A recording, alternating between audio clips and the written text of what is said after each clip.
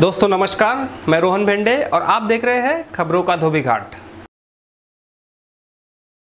समूचा विश्व कोरोना से लड़ रहा था और हम भी पिछले हफ्ते कोरोना से ही लड़ रहे थे, लेकिन हमारे मीडिया और हमारा प्राइम टाइम का जितना भी स्लॉट है, जितने भी एंकर्स हैं, उन्होंने कोरोना के उपलक्ष्य में एक दूसरा डिबेट शुरू करना और उसको कंटिन्यू करना वाजिब समझा। और वो क्या डिबेट था? वो था पालघर में हुई संतों की हत्या। इस मॉब लिंचिंग में एक एंगल था।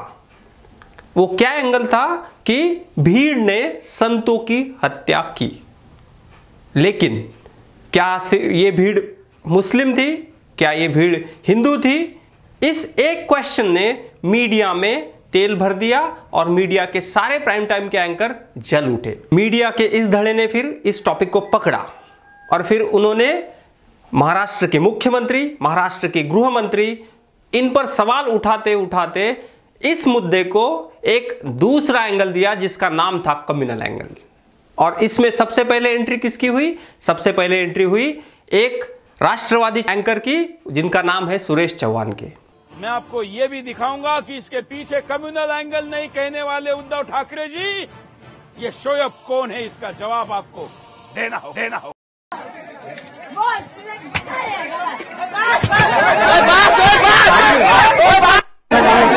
देखिए, जब पोल पर डंडा चलने का आवाज आता है तो उसके बाद बस शोएब बास वाला आवाज आपको सुनाई देगा। सुरेश चौहान जी की एंट्री और उन्होंने उसमें गड़े हुए तर्क, हमें उस पर सवाल उठाना पड़ेगा और आपको उस सवालों के सही जवाब ढूंढना पड़ेगा।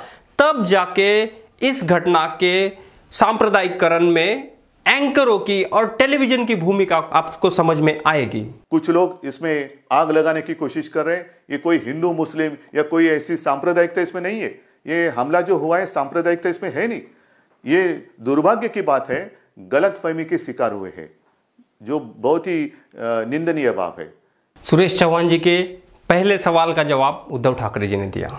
उन्होंने एक वीडियो यूट्यूब किया और उसमें उन्होंने सारे सवालों के जवाब सामने रखे। एक तो मैंने जैसे पहले कहा कि ये जो इलाका है आने जाने के लिए बहुत ही कठिन है, बहुत ही कठिन। जिसे मराठी में कहते हैं ना, दुर्गम एरिया। दुर्गम मतलब आने जाने के लिए बहुत ही कठिनाई होती है और वहां जाना भी हो तो दादरा नगर हवेली से आना पड़ता है। उस रात जिस वक्त ये घटना हुई, ये जो साधु थे वो जाना चाहते थे गुजरात। उनको रोका गया। दादरा नगर हवेली जो सिलवासा वगैरह केंद्र शासित प्रदेश है, वहां सीमा पर उनको रोका गया, वहां से उनको लौटाया गया। अब ये कोई चर्चा की बात नहीं हो सकती, अगर मगर में कोई मतलब नहीं है। अगर वहां पर उनको रोका जाता और दूसरे दिन सुबह महाराष्ट्र सरकार के साथ कोई सलाह मशवरा करके इनके बारे में निर्णय हो सकता था, लेकिन हुआ नहीं। दुर्भाग्य की बात है। लेकिन मैं आपको वचन देता हूं, इसमें कोई भी सांप्रदायिक बात है नहीं।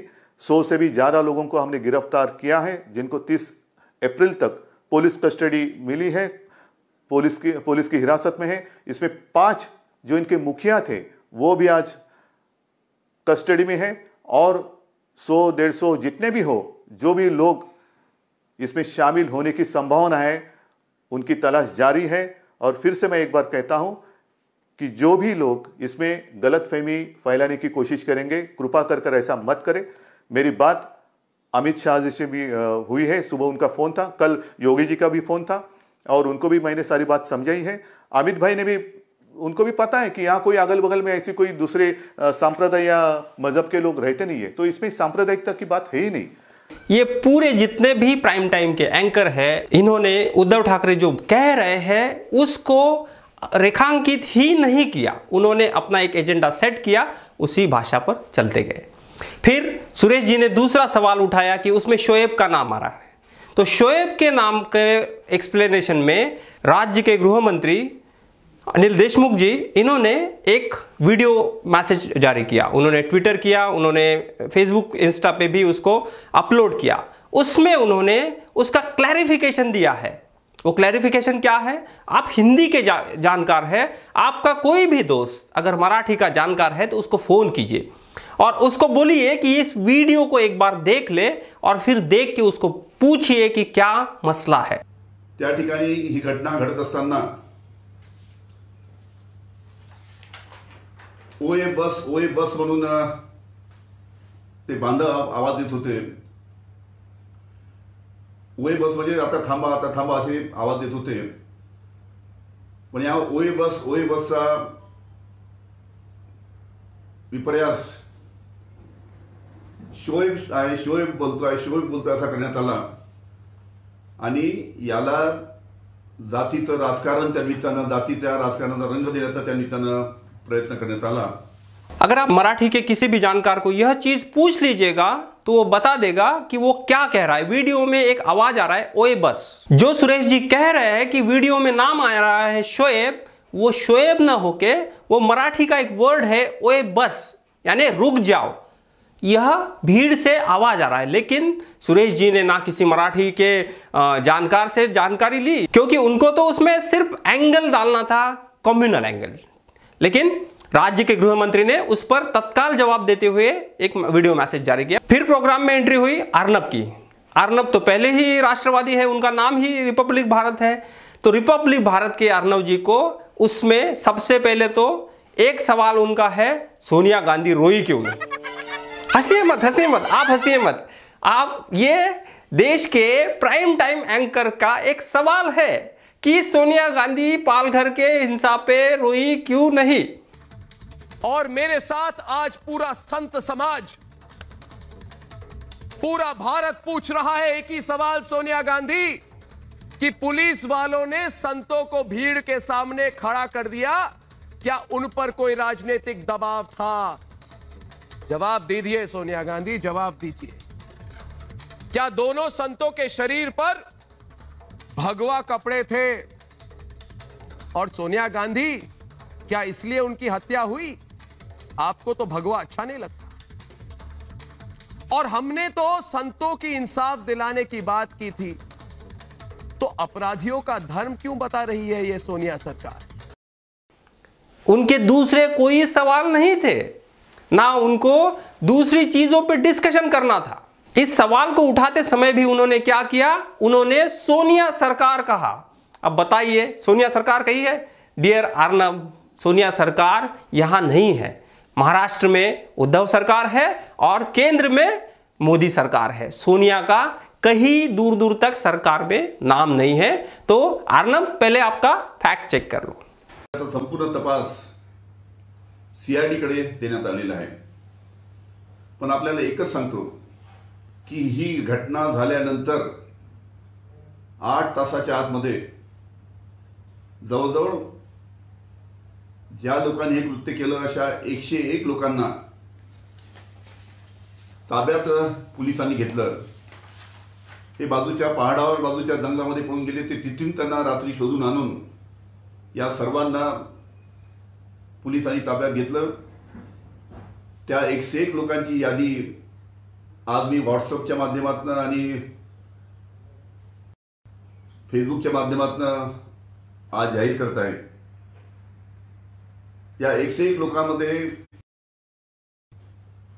एक सुद्धा मुस्लिम बांधव नव्हता. लेकिन ये मुद्दा यहां रुका नहीं. उन्होंने सोनिया का नाम लिया, क्योंकि क्या था, कांग्रेस के आला कमान पे हमला था. तो फिर कांग्रेस के आला कमान पे हमला हुआ तो सारे के सारे उनके जितने भी चाटुकार है वो जाग गए. फिर क्या हुआ, अर्नब पे 100 से ज्यादा एफआईआर रजिस्टर हुए. फिर अर्नब पे इंक का अटैक हुआ. तो इंक के अटैक में अर्नब आगे चल के आया, उसने वीडियो मैसेज डाला कि मुझ पर कांग्रेस अटैक कर रही है. यानी मुद्दा क्या था? पालघर की हिंसा. पालघर में हिंसा हुई, यह मुद्दा था. लेकिन प्राइम टाइम एंकर के यह शो ने यह मुद्दा यहां से दूसरी तरफ लेके गए. इसी होड़ में हमारी रूबिका जी कहीं पीछे रहेगी? इमोशनल रूबिका जी, वो आई आगे, लेकिन क्या किया? एक बुजुर्ग उस खाकी वर्दी वाले के हाथ पकड़कर विनती कर रहा है कि इस भीड़ से, इस हैवान भीड़ से मुझे बचा लो. और वो भगवाधारी उस वर्दीधारी की तरफ से झोंक दिया जाता है जहन्नुम की आग में. ओह वेट रूबिका जी, आप क्या कह गई? पता है आपने क्या कहा? आपने जहन्नुम कहा. आपको जहन्नुम का अर्थ पता होता है? जहन्नुम एक उर्दू शब्द है, और अगर हम उसको हिंदी में ट्रांसलेट करें तो उसका अर्थ क्या होता है? नरक होता है। हिंदू धर्म में एक आस्था है और उस आस्था का नाम है स्वर्ग की ओर जाना। स्वर्ग की ओर जाने के लिए साधु सन्यासी अपना पूरा का पूरा जीवन, सांसारिक जीवन त्याग देते हैं और एक बैरागी की तरह जीते हैं, और उस बैरागी की आखिरी अंतिम इच्छा होती है कि उसको स्वर्ग में स्थान मिले।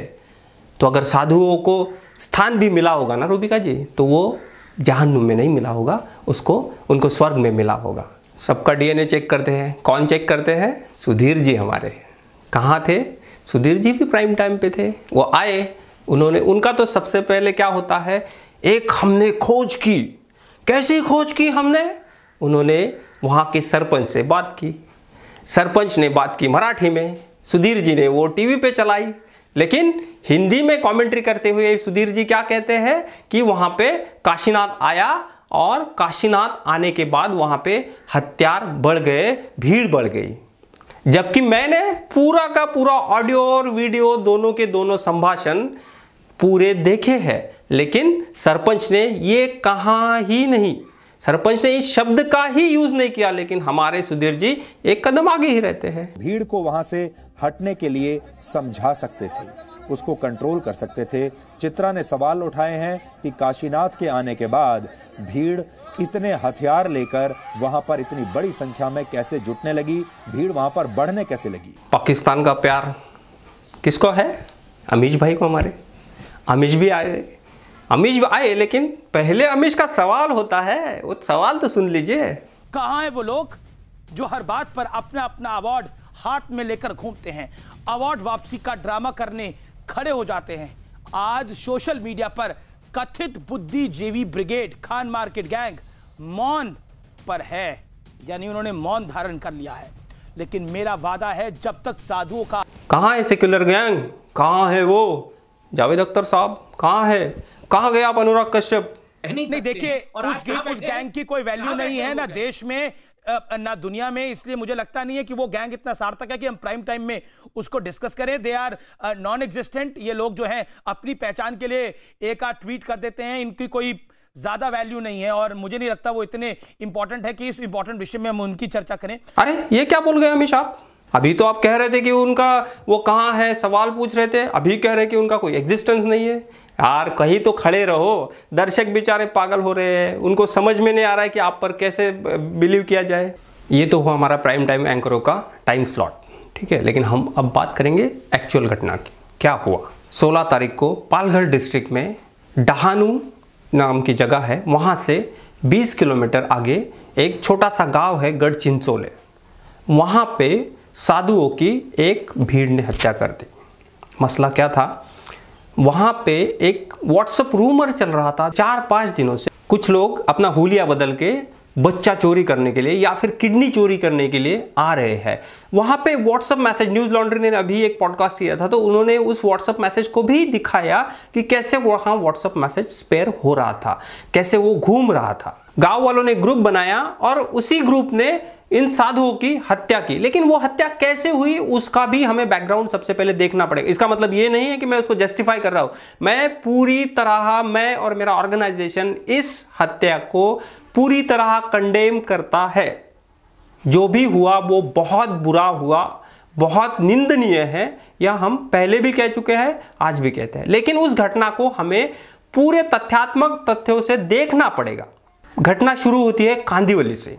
कांदिवली में 2 साधु, कल्पवृक्ष गिरी महाराज और सुशील गिरी महाराज, उनका आश्रम है। तो वहाँ से उनके जो गुरु है, उनके गुरु के फ्यूनरल में उनको गुजरात जाना था। लेकिन लॉकडाउन के चलते उन्होंने गुजरात के लिए रूट चुना दादरा नगर हवेली से। कांदिवली से निकले और उनको दादर नगर हवेली में फॉरेस्ट ऑफिसर ने रोका और उनको वापस जाने के लिए कहा। तो फिर उन्होंने पालघर से नीचे का रास्ता जो है, जो डहानू से जाता है, उस रास्ते से जाने का चुना। बच्चा चोरी का जो रूमर चल रहा था, तो उससे निपटने के लिए गांव वालों ने पहले ही ग्रुप बना के रखा था। तो उसी ग्रुप ने उस गाड़ी को देखा और गाड़ी को देखने के बाद उस गाड़ी को सबसे पहले उनके टायर की हवा निकाल दी और फिर उस गाड़ी को पलट दिया। लेकिन उसी समय वहाँ के जो लोग, कुछ लोग थे, वहाँ की सरपंच है, उन्होंने पुलिस को इन्फॉर्म किया। अब आप पहले ये बात समझ लीजिए, आप जो टीवी में देख रहे, ये जो एंकर चिल्ला रहे थे, यह बात इतनी सरल नहीं है। पालघर डिस्ट्रिक्ट और जो डहानू भाग है, जो डहानू का पूरा एरिया है, जो उनका अगर जियोग्राफिक देखा जाए तो वो पूरा का पूरा आदिवासी बहुल एरिया है। वहां आपको गाड़ी से जाना है, बस से जाना है, तो भी कोई संसाधन बहुत ज्यादा नहीं होते। जिस गांव में यह लिंचिंग हुई, उस गांव का लिटरेसी रेट, साक्षरता प्रमाण 2011 के सेंसस के हिसाब से सिर्फ 30% है। वह पूरा का पूरा इलाका पर्वतों और जंगलों से भरा हुआ है। तो एंकर जैसा बता रहे पालघर पालघर पालघर पालघर पालघर एक शहर है, लेकिन शहर से बहुत लंबा 3 घंटे के रास्ते के बाद डहानू आता है, जहां पे आप ऐसा सोच ही नहीं सकते कि वहां पे किसी ग्रुप को इमीडिएटली पुलिस की मदद मिलेगी, क्योंकि आदिवासी बहुल एरिया है, छोटा सा पुलिस स्टेशन है, 10-12 पुलिस वहां से रहते हैं। फिर भी 2 घंटों में 3 घंटों में पुलिस ने वहां पे रिकवर किया। लेकिन वहां पे आखिरी में जो पुलिस का रवैया था, उस पर सवाल उठाना भी जरूरी है। वीडियो में यह स्पष्ट दिख रहा है कि पुलिस के एक जवान के हाथों से भीड़ ने एक साधु को खींचा है और खींचने के बाद मारते दिख रही है भीड़। इसका मतलब पुलिस का रवैया या फिर पुलिस जिस तरह से उसको हैंडल कर रही थी, वो सचमुच क्वेश्चनेबल है। और उसी क्वेश्चन को देखते हुए राज्य के गृह मंत्री ने जो भी पुलिस उसमें इन्वॉल्व थी और जो भी ऑफिशियल थे, उनको सस्पेंड कर दिया है। लेकिन सस्पेंशन कोई उसका इलाज नहीं हो सकता है, हमें आगे भी उस पर सोचना होगा। ये तो हुआ एक मसला। फिर उसके बाद अगले 10 घंटों में गृह राज्य मंत्री अनिल देशमुख के बयान के हिसाब से 10 घंटों में सारे लोग 110 लोगों को पुलिस ने पकड़ लिया और उसमें से कुछ जुवेनाइल है, उनको जुवेनाइल होम में भेज दिया और उसी प्रकार से पुलिस को भी उसके निर्देश दिए गए। लेकिन इसमें एक एंगल और भी है। अगर दादरा नगर हवेली में उनको रोका गया था, तो उनको उसी समय महाराष्ट्र गवर्नमेंट से कांटेक्ट करके उनको देना चाहिए था। उनको ऐसा फ्री छोड़ के, क्योंकि लॉकडाउन तो पहले ही चल रहा है सारे जगह पे, कहीं हम जा नहीं सकते, ना फ्यूनरल में हमें परमिशन है ना कहीं, क्योंकि दादरा नगर हवेली तो यूनियन टेरिटरी है, वहां पे सेंट्रल गवर्नमेंट का राज चलता है, यहाँ पे स्टेट गवर्नमेंट है, तो ये स्टेट कोऑर्डिनेशन का भी प्रॉब्लम है। वो हत्या रोकी जा सकती थी अगर दादरा नगर हवेली का एडमिनिस्ट्रेशन तत्काल महाराष्ट्र गवर्नमेंट को कॉन्टैक्ट करके उनको महाराष्ट्र गवर्नमेंट को सौंप देता। ये हुई एक बात। और उस पर एक और कुछ सवाल है। एक सवाल मीडिया ने उठाया है कि जो संगठन बेल लेने के लिए आया है वो ईसाई संगठन है। मीडिया के एंकर जो क्लेम कर रहे हैं कि उनका जो बेल का एप्लीकेशन करने वाले 2 लोग हैं, वो दोनों लोग ईसाई। हिंदू ने अभी एक आर्टिकल पब्लिश किया है, उनके हिसाब से वो जो 2 नाम है वो है नोटेड डॉक्यूमेंट्री फिल्म मेकर और टाटा सोशल साइंस इंस्टीट्यूट के प्रोफेसर अंजलि मोंटेरो और प्रोफेसर केपी जयशंकर। इन दोनों का नाम मीडिया ने लिया है, लेकिन उसके बाद दोनों ने अपने व्हाट्सएप पोस्ट और व्हाट्सएप फेसबुक पोस्ट पे यह क्लैरिफाई कर दिया है कि हम इसमें इन्वॉल्व नहीं है, ना वो शेतकरी संगठन के हम पार्ट है, ना हमारा कोई उनसे वास्ता है, ना हमने कोई बेल एप्लीकेशन फाइल किया है। तो दिक्कत यह है कि क्या है, मीडिया एक साइड दिखा रहा है, टेलीविजन के एंकर एक साइड बता रहे हैं, लेकिन उसके जो तथ्य है वो नहीं बता पा रहे। उसका रीजन पता है, एक और रीजन है उसके पीछे। उसका एक रीजन ये है कि हमारे मीडिया का जो ग्राउंड का प्रोसेस है, जो ग्राउंड का उनका कनेक्शन है, उनके रिपोर्टाज जो है वो ग्राउंड पे है ही नहीं। व्हाट्सएप जर्नलिज्म या फिर फेसबुक जर्नलिज्म जब से शुरू हुआ है, तब से हमने ग्राउंड का नेटवर्क ध्वस्त किया है और इसी ध्वस्त नेटवर्क की वजह से हम यहां तक पहुंचे हैं। सिलेक्टिव आउटरीच हमेशा परेशानी देता है। एंकरों ने जो सवाल उठाए, उनमें से सिर्फ 2-3 सवाल ही लिजिट है। पत्रकारों का काम ही नहीं है कि कौन रो रहा है, कौन हंस रहा है। पत्रकारों का, जर्नलिस्ट का, एंकरों का काम है गवर्नमेंट से लिजिट सवाल पूछना। और ये सवाल ऐसे नहीं हो सकते कि महाराष्ट्र में कांग्रेस और शिवसेना की गवर्नमेंट है तो उनको पूछा जाए और दूसरी जगह पे कोई और सरकार है तो उनसे ना पूछा जाए। मैं एक वाकया बताता हूं। 11 अक्टूबर 2018 को एक घटना हुई थी। एक संत है जिन्होंने 111 दिन का अनशन किया और फिर 111वें दिन उनकी जान चली गई। पता है उन्होंने अनशन किस लिए किया था? उन्होंने अनशन किया था गंगा सफाई के लिए, लेकिन उस पर किसी का ध्यान नहीं गया, मीडिया ने उसको रिपोर्ट नहीं किया। आखिरी में उस महंत ने अपनी जान गंवा दी, गंगा वैसी की वैसी ही धरी रही। तो आपसे एक ही विनती है, आप थोड़ा अखबारों को पलटिए, जो अच्छे अखबार लिख रहे हैं और कुछ पढ़िए, पढ़ते रहिए, टीवी को कम देखिए ताकि आपको अच्छे से खबर पता चले और आपका मन किसी सिलेक्टिव आउटरीच पे ना उठे। बल्कि हर चीज जो गलत है, समाज में जो गलत चल रहा है, उसी पर आपका ध्यान होना चाहिए, आपकी आवाज उठनी चाहिए। तो WHO के गाइडलाइन से हाथ धोते रहिए, सेफ रहिए, मास्क लगाइए, बाहर मत जाइए जब तक लॉकडाउन नहीं खत्म होता। अगले हफ्ते फिर मिलते हैं यहीं पे द इंडिया बुलेटिन पे। तब तक के लिए धन्यवाद। Subscribe now and press the bell icon. Never miss an update.